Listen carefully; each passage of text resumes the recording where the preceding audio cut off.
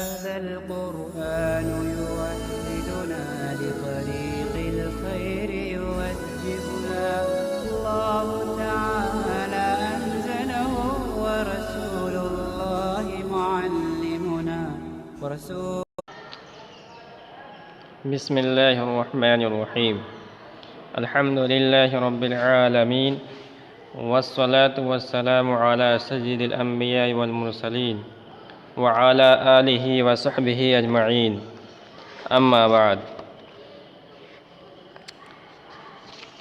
عزیز طلبہ،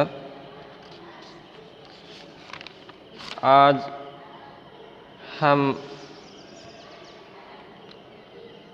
فقہ حنفی کی مشہور کتاب ما لا بد منہ کے سبق کا آغاز کرنے جا رہے ہیں۔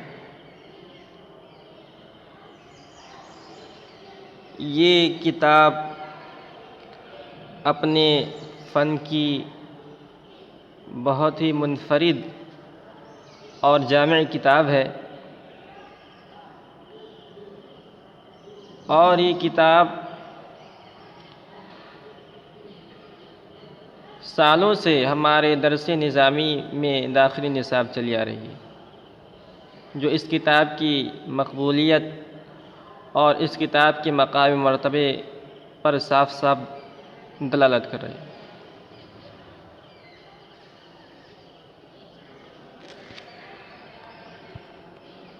علماء نے لکھا ہے کہ کسی بھی کتاب کے شروع کرنے سے پہلے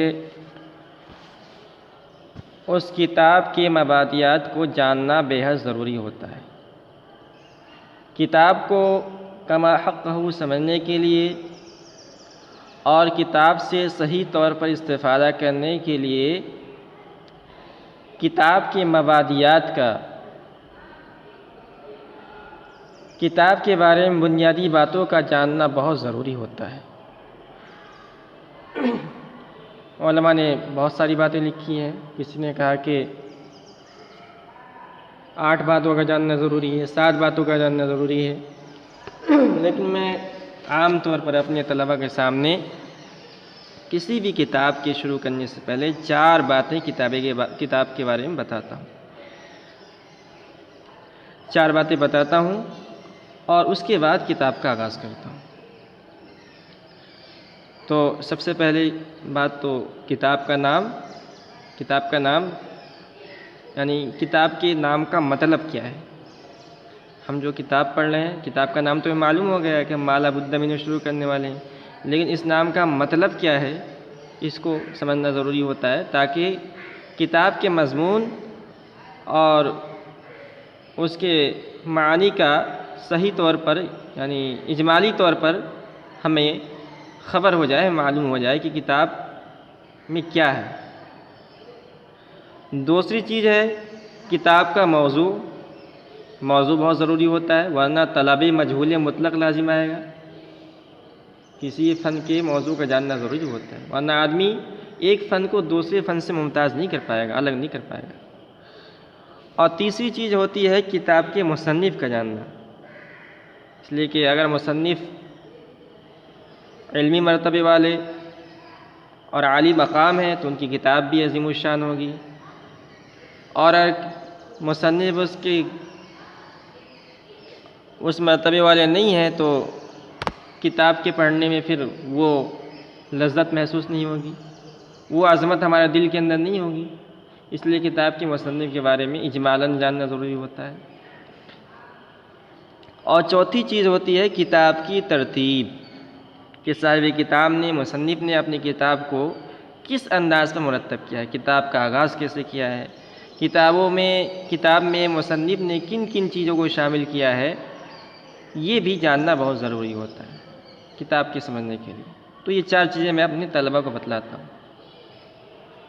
تو سب سے پہلے ہم کتاب کے معنی کو لیتے ہیں، کتاب کے نام کے معنی کو لیتے ہیں۔ کتاب کا نام ہے ما لا بد منہ، یہ عربی زبان کا لفظ ہے، اور عربی زبان میں اگر اس کا ہم سیدھا سادہ اردو میں ترجمہ کریں گے تو اس کا ترجمہ ہوگا ضروری چیز، ضروری چیز۔ اور اس کا لفظی ترجمہ ہوگا ما لا بد منہ، ما یہ اس میں موصول ہے، وہ چیز لا بد منہ جس سے چارہ نہیں ہے، جس کے بغیر چھٹکارا نہیں ہے۔ تو ما لا بد منہ یعنی وہ چیز جس کا جاننا ضروری ہے، وہ چیز جس کا جاننا ضروری ہے۔ اور اس کتاب میں صاحب کتاب نے قاضی ثناء اللہ پانی پتی رحمۃ اللہ علیہ نے انہی چیزوں کو بیان کیا ہے جس کا ہر مکلف کے لیے جاننا ضروری ہے۔ اللہ کے رسول پاک صلی اللہ علیہ وسلم نے ارشاد فرمایا ہے کہ طلب العلم فریضۃ علی کل مسلم و مسلمۃ، کہ علم دین کا حاصل کرنا ہر مسلمان مرد و عورت پر فرض ہے۔ لیکن کتنا علم دین کا حاصل کرنا؟ کیا پورے شریعت کا مفصل علم دین حاصل کرنا یا اجمالاً علم دین حاصل کرنا؟ تو علماء نے لکھا ہے کہ اتنا علم حاصل کرنا کہ جس سے آدمی حلال و حرام کے درمیان تمیز کر سکے، ہر مکلف پر، ہر مرد و عورت پر فرض ہے۔ اگر وہ حاصل نہیں کرتا ہے تو جس طرح نماز نہ پڑھنے کی وجہ سے، روزہ نہ رکھنے کی وجہ سے گناہ گار ہوگا اور آخرت میں اس کو سزا دی جائے گی، اسی طرح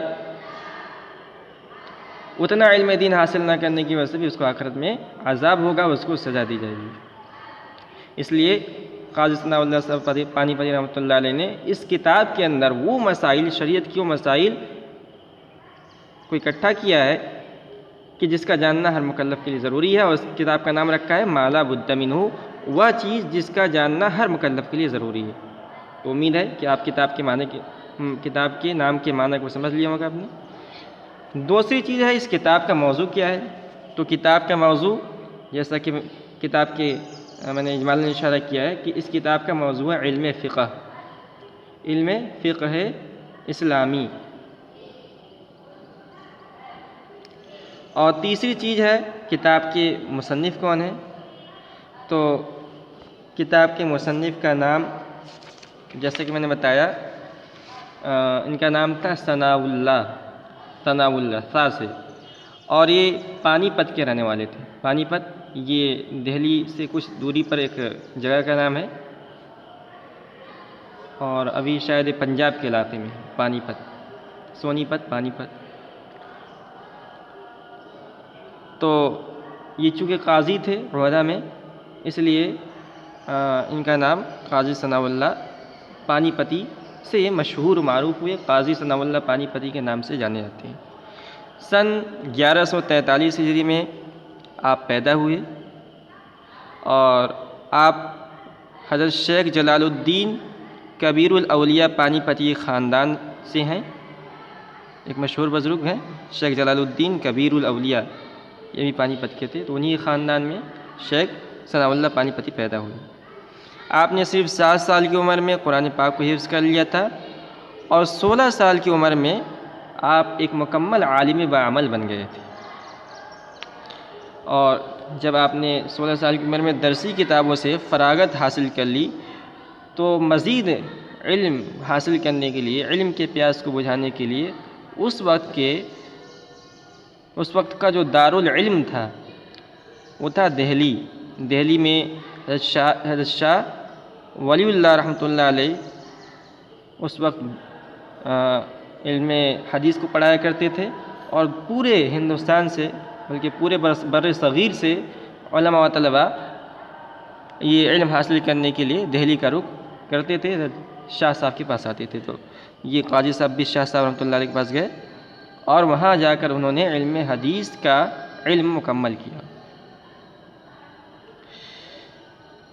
اور اس کے بعد آپ نے کئی سالوں تک محققین اور مصنفین کی کتابوں کا مطالعہ کیا، جو بہت ضروری ہوتا ہے ایک عالم کے لیے۔ علم دین حاصل کرنے کے بعد مطالعہ ضروری ہوتا ہے۔ قاضی صاحب نے بہت ساری کتابوں کا مطالعہ کیا، اور اس کے بعد آپ نے جب اپنے ظاہری علوم کو مکمل کر لیا تو اپنے باطنی علوم یعنی تزکیہ کی طرف آپ نے اپنا دھیان دیا، اور سب سے پہلے آپ نے حضرت شاہ محمد عابد صاحب قدس سرہ سے اپنا تصوف اور سلوک کا سلسلہ قائم کیا، اور پھر بعد میں آپ نے اپنے شیخ حضرت مرزا مظہر جانا سے اپنا اصلاحی تعلق قائم کیا، اور انہی سے ان کو بعد میں خلافت ملی تھی۔ آپ علمی مرتبے میں آپ کا علمی حلقے میں آپ کا کیا مقام تھا، اس کا ہم اندازہ اس بات سے لگا سکتے ہیں کہ شیخ مرزا مظہر جانے جانا رحمۃ اللہ علیہ نے آپ کو عالم الہدا یعنی ہدایت کے جھنڈے کا لقب دیا تھا، اور شاہ عبدالعزیز رحمۃ اللہ علیہ نے آپ کو بیہقی وقت قرار دیا تھا۔ سن 1225 ہجری میں تقریباً 80 سال کی عمر میں آپ کی وفات ہوئی۔ آپ کی بہت ساری تصانیف ہیں، لیکن ان تصانیف میں تفسیر مظہری اور آپ کی یہ کتاب ما لا بد منہ بہت زیادہ مشہور ہوئی۔ تو یہ تیسری چیز تھی، اور چوتھی چیز ہے کتاب کی ترتیب۔ تو کتاب کی ترتیب کے بارے میں ہم تھوڑی سی لمبی گفتگو کریں گے تاکہ صحیح طور پر سمجھ سکیں۔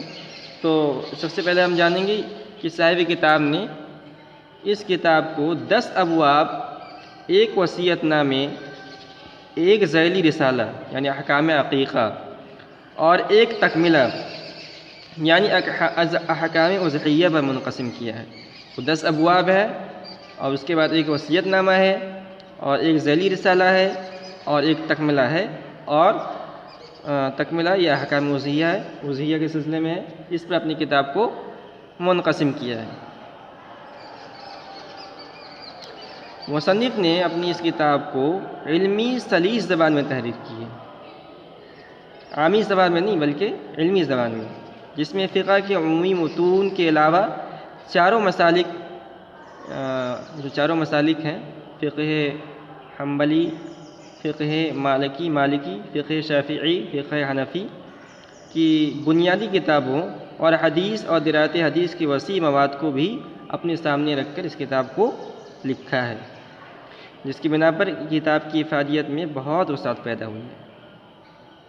مصنف نے اس کتاب کو اسلامی احکام کے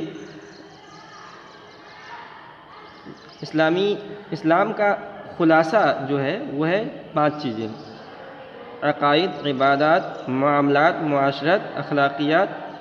یہ 5 چیزیں ہیں۔ نمبر 1 عقائد، نمبر 2 عبادات، نمبر 3 معاملات، اور نمبر 4 معاشرت، اور نمبر 5 اخلاقیات۔ یہ پورے دین اسلام کا خلاصہ ہے۔ تو مصنف نے اپنی اس کتاب میں ان 5 چیزوں کو پیش نظر رکھا ہے، یعنی پورے اسلام کو اپنی کتاب کے اندر سمو دیا ہے۔ کیسے؟ اس طور پہ کہ کتاب الایمان کو سب سے پہلے انہوں نے اپنی کتاب کا جو آغاز کیا ہے کتاب الایمان سے کیا ہے۔ تو پھر کتاب الایمان میں کیسے آغاز کیا؟ سب سے پہلے کتاب الایمان کا آغاز کیا، اور شروع میں جیسا کہ مصنف کا طرز ہوتا ہے حمد یعنی اللہ تعالیٰ کی تعریف، پھر نعت یعنی رسول پاک صلی اللہ علیہ وسلم پر کی شان میں منقبت، اس کے بعد اسی کے ضمن میں قسم اول یعنی عقائد، اسلام کا جو سب سے پہلا رکن ہے عقائد، اور اہل سنت والجماعت کے عقائد کو تفصیلاً ذکر کیا ہے۔ پھر اس کے بعد قسم دوم یعنی عبادات بدنیہ، مالیہ، اور جو ان سے مرکب ہے عبادت جس کے اندر عبادت بدنیہ بھی ہو، مالیہ بھی ہو، ان پر مشتمل احکام کو بیان کیا ہے۔ اور پھر کتاب الطہارت سے لے کر کتاب التقویٰ تک کے ابواب میں یہ ان تمام چیزوں کو تفصیل سے بیان کیا ہے۔ معاملات و معاشرت یعنی تیسری اور چوتھی قسم کے احکام کو کتاب التقویٰ میں اختصاراً ذکر کر دیا ہے، اور آخری قسم یعنی اخلاق و معرفت اور کسب کمالات باطنیہ کی طرف اشارہ کتاب الاحسان میں فرمایا ہے۔ تو اس طرح انہوں نے یہ علوم خمسہ یعنی عقائد، عبادات، معاملات، معاشرت اور اخلاقیات کو کہیں اپنی کتاب میں اجمالاً بیان کیا ہے، کہیں تفصیلاً بیان کیا ہے۔ تو اس کی وجہ سے ان کی کتاب پورے دین اسلام کا، اس کتاب میں پورے دین اسلام کا نچوڑ آ گیا ہے، اور اسی بنیاد پر نے اپنی اس کتاب کا نام ما لا بد منہ رکھا ہے۔ وہ چیزیں جس کا جاننا ضروری ہے اپنی اس کتاب کا نام رکھا ہے، اور واقعتاً یہ کتاب اپنے اسم با مسمى ہے کہ اس کے اندر وہ تمام احکام آ گئے ہیں جو ایک مکلف کے لیے اس کا جاننا ضروری ہے۔ اسی لیے اللہ رب العزت نے اس کتاب کو اتنی مقبولیت دی ہے۔ ملا نظامی رحمۃ اللہ علیہ نے جب درس نظامی کو ترتیب دیا تھا تو انہوں نے اس کتاب کو اس میں شامل کیا تھا، اور آج تقریباً 1 صدی گزرنے کے بعد بھی یہ کتاب ہمارے درس نظامی کے درجہ اول کے اندر داخل نصاب ہے۔ پڑھائی جاتی ہے، طلبہ اور علماء پڑھتے ہیں، استفادہ کرتے ہیں اور بہت ان کو فائدہ ہوتا ہے۔ اسی لیے ہم نے اپنی اس کتاب کو اپنے اس چینل کے سلسلے میں داخل کیا ہے۔ امید ہے کہ اللہ تعالیٰ اس سے ہمارے اور لوگوں کو بھی نفع دے گا۔ تو آج ہم اسی پر اکتفا کرتے ہیں، اور اگلے سلسلے میں ہم سب سے پہلے کتاب الایمان یعنی کتاب ما لا بد منہ کے پہلے سبق کو پڑھیں گے۔